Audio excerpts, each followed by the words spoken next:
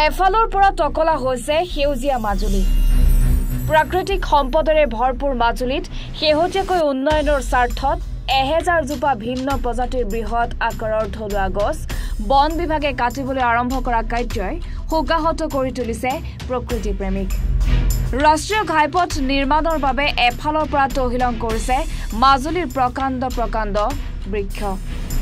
উল্লেখ্য যে ৰাষ্ট্ৰীয় ঘাইপথৰ অধীনত নিৰ্মাণ হৈ থকা যোৰহাট মাজুলী সংযোগী দলঙৰ পৰা চেলেক ধুনাগুৰি দলঙলৈকে প্ৰায় 40.2 কিলোমিটাৰ দৈৰ্ঘ্যৰ পথটো বহলকৈ নিৰ্মাণৰ এক আঁচনিৰ অনুমোদন হৈছে।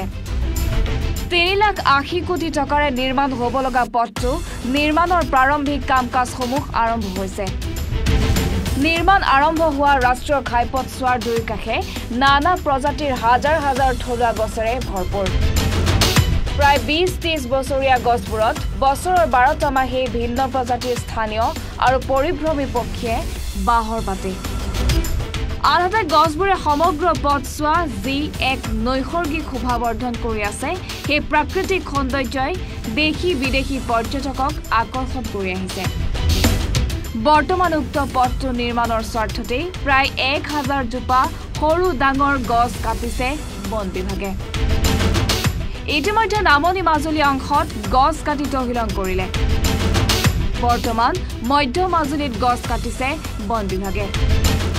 মাজুলীৰ প্ৰকৃতি প্ৰেমী দল সংগঠন ব্যক্তিয়ে পথ নিৰ্মাণৰ বাবে এনেকৈ বৃহৎ সংখ্যক গছ কটা কাৰ্যক হৈ পৰিছে আৱেগিক। যধে মধে গছ কাটি উন্নয়নৰ নামত তহিলং কৰা বন বিভাগে এজোপাও গছ ৰোপণ নকৰাৰ অভিযোগ উত্থাপন হৈছে। গড়মূৰ জেংৰাইমুখৰ 20 কিলোমিটাৰ পথ নিৰ্মাণৰ নামত প্ৰায় 20,000 জোপা গছ কাটিলে ঠিকেই, কিন্তু এটা পুলিও ৰোপণ নকৰিলে। আনহাতে মাজুলীৰ ৰাইজে সাধ্যানুযায়ী গছসমূহ সুৰক্ষা কৰি মাজুলীৰ প্ৰাকৃতিক বাতাবৰণ সংৰক্ষণ কৰিবৰ কাৰণে আহ্বান জনোৱাৰ লগতে নিৰ্মাণ কাৰ্যৰ পাছতেই সমগ্ৰ পথছোৱাত গছ পুলি ৰোপণৰ এই আঁচনি অন্তৰ্ভুক্তিৰ কাৰণে দাবী জনাইছে। আৰু মাজুলীৰ যথেষ্টখিনি উন্নয়ন হৈছে, বিশেষকৈ যাতায়াতৰ ক্ষেত্ৰত মাজুলীৰ উন্নয়নৰ নতুন দিগন্ত আৰম্ভ হৈছে বুলি ক'লেও বেয়া নহয়। কিন্তু এই উন্নয়নৰ সমান্তৰালভাৱে মাজুলীত উন্নয়নৰ স্বাৰ্থত পথৰ কাষৰ গছসমূহ কাটি পেলোৱা হৈছে। নিতান্তই কাটিব লাগিব। এই গছসমূহ কাটি পেলোৱাৰ সময়ত দেখা গৈছে যে বিশেষকৈ মাজুলী ৰোডৰ যি স্বকীয় ঐতিহ্য, যি স্বকীয় সৌন্দৰ্য আছিলে, গছ বিৰিখেৰে পৰিপূৰ্ণ এটা পথ, সেই পথটো এতিয়া মাজুলী যোৰহাট সংযোগী দলঙৰ সংযোগ পথ নিৰ্মাণ কৰাৰ খাতিৰত বহু পুৰণা গছ, বুঢ়া গছ কাটি পেলাবলগীয়া হৈছে। দেখিবলৈকে মাজুলীৰ পথটো উকা এক পৰিৱেশৰ সৃষ্টি হৈছে। ভৱিষ্যতৰ সময়ত এনেধৰণে কাটি পেলোৱা গছবিলাকে মাজুলীৰ প্ৰাকৃতিক ভাৰসাম্য ৰক্ষাত নিশ্চয়কৈ প্ৰভাৱ পেলাব। আমি এইটোহে আহ্বান জনাম যে উন্নয়নৰ স্বাৰ্থত গছ কাটিব লাগিব, গছ ৰাখি পথ নিৰ্মাণ কৰাটো সম্ভৱ নহয়। কিন্তু গছজোপা কাটি পেলোৱাৰ পাছত সেই স্থানত পথ নিৰ্মাণৰ শেষত যদি পুনৰুদ্যমে গছ ৰোপণ কৰা যায়, নিশ্চয়কৈ প্ৰাকৃতিক যি সৌন্দৰ্য মাজুলীৰ, সেই সৌন্দৰ্য বৰ্তি থাকিব।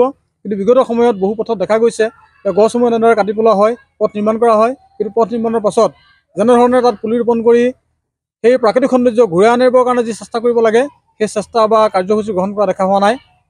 ভৱিষ্যতে আমি আশা কৰিম যে মাজুলী ৰোডত বৰ্তমান যি গছসমূহ কাটি পেলোৱা হৈছে, সেই গছসমূহৰ ঠাইত নতুন গছ নিৰ্মাণ কৰি মাজুলীৰ প্ৰাকৃতিকভাৱে যি সৌন্দৰ্য, প্ৰাকৃতিকভাৱে মাজুলীৰ যি চহকী, সেই চহকী যি ঐতিহ্য আৰু মাজুলীৰ যি প্ৰাকৃতিক সৌন্দৰ্য, সেই প্ৰাকৃতিক সৌন্দৰ্য অটুট ৰাখিবৰ কাৰণে বিভাগীয় কৰ্তৃপক্ষই ব্যৱস্থা গ্ৰহণ কৰিব। তথা পথ নিৰ্মাণ তথা ডাঙৰ চৰকাৰী আৱাস নিৰ্মাণৰ নামত যিসমূহ গছ, বৰ্ষীয়ান গছ, শতাধিক আয়ুস বৰষা গছ, এই গছসমূহ অবাধে ধ্বংস কৰা পৰিলক্ষিত হৈছে।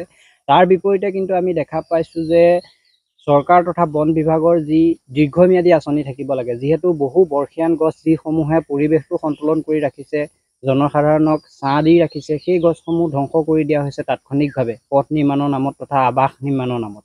কিন্তু দেখা পোৱা গৈছে যে সেই তেনেধৰণৰ গছ পুনৰ উজ্জীৱিত কৰিবৰ কাৰণে বা তেনেধৰণৰ গছ পুনৰ জীয়াই ৰাখিবৰ কাৰণে কিন্তু চৰকাৰৰ কোনো দীৰ্ঘম্যাদী আঁচনি পৰিলক্ষিত নহয়।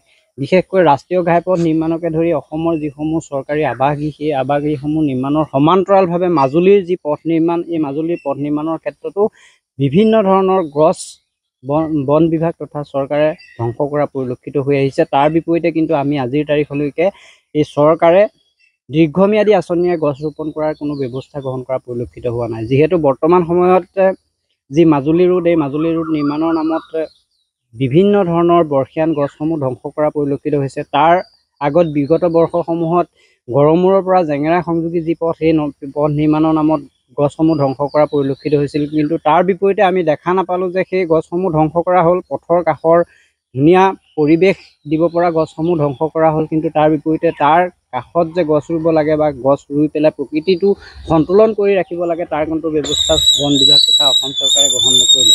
ইয়াৰ পৰিপ্ৰেক্ষিতত আমি দেখা পাইছোঁ যে বৰ্তমান সময়ৰ যি পৰিৱেশ বা যি পৰিস্থিতি, উৎকট গৰমে জনসাধাৰণ তথা পানীকুললৈ যি বিপদ মাতি আনিছে, ইয়াৰ কিন্তু কোনো কাৰণত চৰকাৰে যদি ব্যৱস্থা গ্ৰহণ নকৰে, বন বিভাগে যদি ব্যৱস্থা গ্ৰহণ নকৰে, তেতিয়াহ'লে জনসাধাৰণ কোনো কাৰণতে এই ক্ষেত্ৰত সজাগ তথা সচেতন নহ'ব। সেইকাৰণে আমি চৰকাৰ তথা বন বিভাগলৈ এটা কথা আহ্বান জনাব বিচাৰিছোঁ, উন্নয়ন লাগিব, উন্নয়নৰ আমি বিৰোধিতা কৰা নাই, উন্নয়নৰ সমান্তৰালভাৱে কিন্তু প্ৰকৃতিক জীয়াই ৰাখিব লাগিব। তেতিয়াহে কিন্তু জীৱকুল তথা প্ৰাণীকুল তথা এই পৰিৱেশ জীয়াই থাকিব। তাৰ কিন্তু ব্যৱস্থা চৰকাৰে গ্ৰহণ কৰিব লাগিব, বন বিভাগে গ্ৰহণ কৰিব লাগিব।